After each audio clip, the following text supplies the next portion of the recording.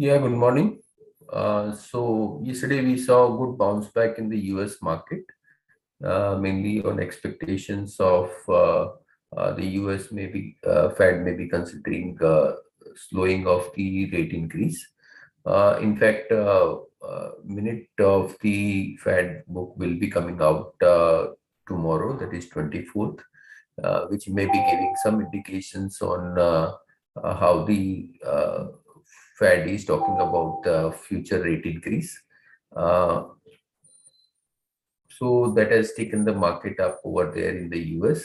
And even if we see the Asian market are also showing some positive trend, and most of the markets are up by around 0.5 to 0.7%. Dollar index is showing positive trend, and also the bond yield in the US has come off a bit. So all these are indicating some positive trend in the international market. Even the commodities, uh, oil has moved up marginally after declining sharply in last week by $1, and also uh, the other commodities like iron ore and steels are flat to decline in China market today morning. So overall, equity markets are indicating some positive trend, and which can get reflected into Indian market as well. I'll request technical team to take up from here. Yes, thank you. So, good morning, all of you. This is Swati. Today, market is likely to open on a flattish to positive note, and we are likely to witness some sideways momentum during a day. Yesterday, we have seen that the Nifty has taken a very good support at around 20 DMA, which comes to at around 18,120 levels, and from their levels, we have seen a positive closing above 18,240 levels, which gives some sort of a relief sign. So, going ahead, as of now, 18,300 will be the first resistance zone. Any move above that level, we expect this pullback rally to be continued towards 18,440 to 18,500 levels. Whereas on the downside, the first support is placed at 18,120. If it's break that level, then only 18,000 levels can be tested once again. If we look towards the bank nifty, yesterday we have seen that the bank nifty has opened on a flattish note, but somehow it manages to gain a strength in the second half of the trading sessions and quoted a intraday high of 40 to 500 levels and maintain a closing about the same levels, which gives a positive sign. Looking towards the Bank Nifty chart, I believe this rally is likely to be extended towards 42,700, 42,900 on the higher side, whereas on the downside, the immediate support is placed at 42,300. Below that level, 42,000 can be seen on. So the overall view is positive. Pullback rally can be seen into both the indices. If you're having any long position, can hold on with the trading stop losses. Coming towards the Nifty Finance, 19,100, 19,140 are the two resistance level we need to keep eye on it. Whereas on a downside, 18,990, 18,900 are the two crucial support levels we need to keep eye on it. So the overall view on the Nifty Finance is also positive as long as it sustains above 19,000 psychological mark on the closing basis. Stock specific, Apollo Hospital really doing very well on the technical front. The stock was on a consolidation phase and it has given the breakout of the same with the good volumes. So one can look for a buying purpose in Apollo Hospital for a target of 4630 and 4650 on the higher side. Buy at the current market price, place a stop loss of 4380 for immediate target of 4630. Another stocks looks good on the technical front is Britannia.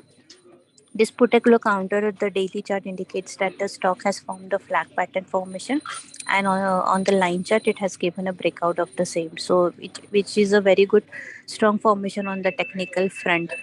So, one can take a buy call in Britannia also for immediate target of 4320, and stop loss can be kept at 4090. So, these are the two call one can look for the buying side.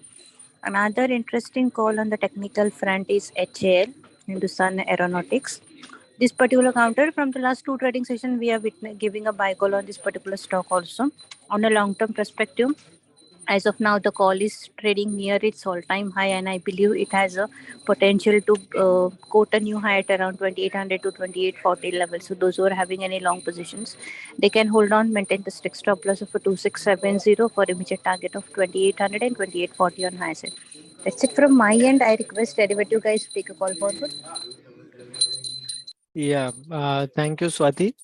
See, on the derivative front, as I've been saying in the last session, that the data is positive. Now, this overall data, if you look at the PCR continues to remain below 1. The VIX has fallen drastically. So where we used to have 25, 26 VIX, it has now come down below 15 and even below 14 now. So this is a very good sign actually for the overall index, where you will see the index at least going up, and there will be pockets where stocks, a particular sector or two sectors will move up and take the index up. I don't think much selling should come in with this data. Also, open interest is less and we are in the expiry week. So, from tomorrow onwards, more rollovers will take shape, or probably today, second half onwards.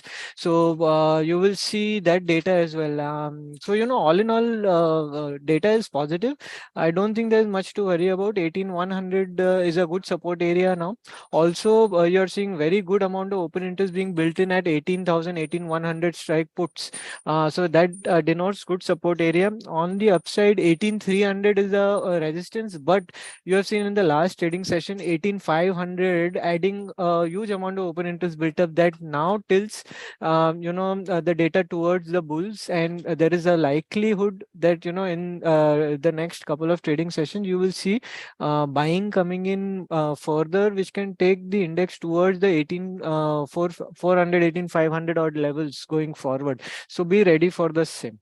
From the stock specific front, again, looking at the data, as I've been saying, the PSUs will continue to perform, and in the PSUs, the metal pack looks very good. So SAIL, NMDC, I believe have good potential to move up, and should move up in the coming trading sessions. Also, IT index, as I've been saying, see, there's not much short built up, even though last couple of days there were selling pressure. Yesterday you saw good buying action, and the stocks have come up.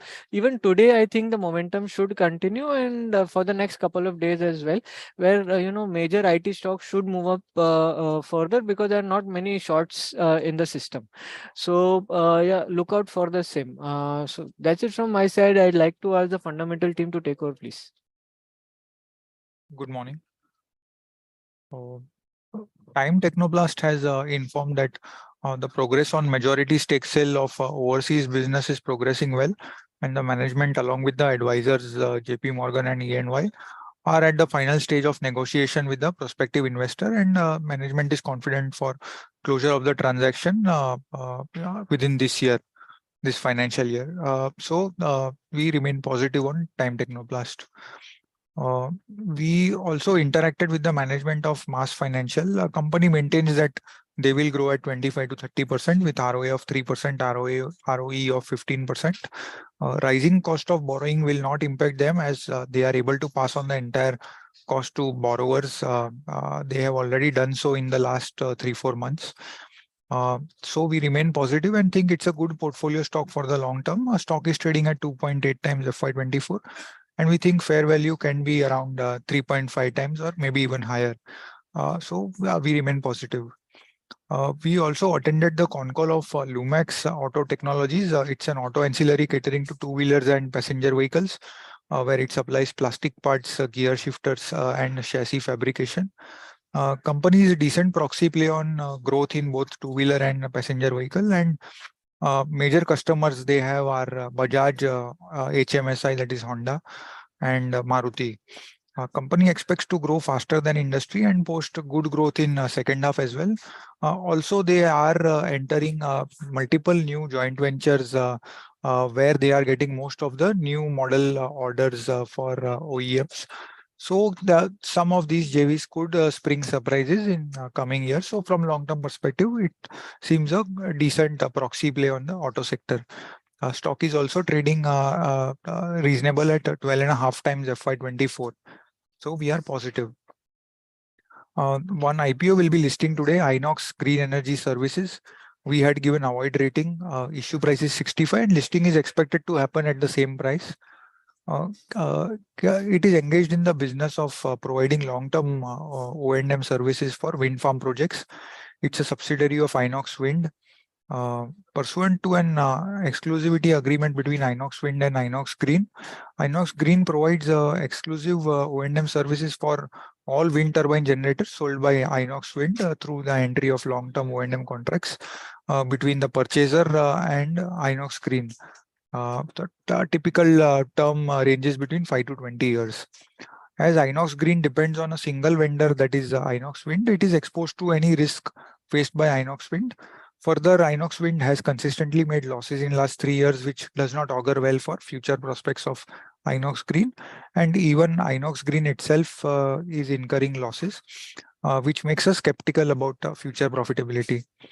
At the issue price, it will trade at price to book of 3 times and EV beta of 27 times, which we feel is expensive, and thus we had recommended avoid. Thank you. Good morning. India's total mobile subscriber base fell by 3.6 million in September, with Vodafone Idea suffering subscriber count decline, and Reliance Jio and Bharti Airtel has added subscribers month on month. With this, Airtel market share has increased to 31.8% versus 31.7% last month, and Jio market share has increased to 36.7% to versus 36.5% last month. This is positive for Airtel and Jio. Other than this, Infosys wins a deal from a battery technology company, Envision AESC, to develop a cloud-based platform to digitize and automate manual processes at the company's EV battery manufacturing plant. The size of the deal is not known. This is positive for Infosys. Thank you. Yeah, good morning. Vedanta have approved its third interim dividend of rupees 17.5 per share, amounting to rupees 6,505 crores. The record date for the same is 30th November. The last 2 interim dividends announced by the company for the current financial year were rupees 19.5 and 31.5 per share. Apart from this, India and Australia have signed a free trade agreement making coking coal imports duty-free. On Friday, the government had announced import duty on coking coal at 2.5%. So this is marginally positive for steel companies. Thank you. Good morning. DCW Limited plans to double its CPVC capacity by adding another 10,000 metric tons capacity. The company also plans to augment the capacity utilization of its synthetic iron oxide pigment product plant to 100%, with some line balancing capex to generate an additional 10,000 metric tons of production per annum.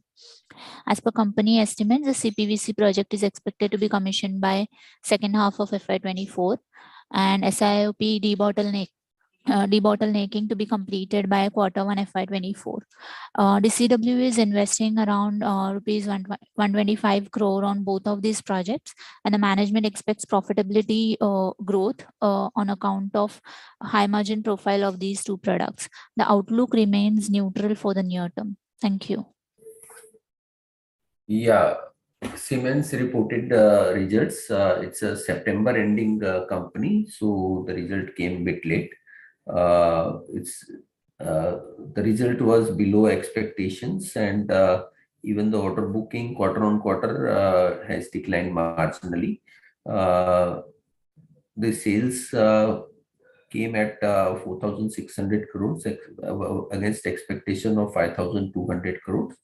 And EBITDA margin also came a bit lower than expectation at around 11.1% versus expectation of 11.8%.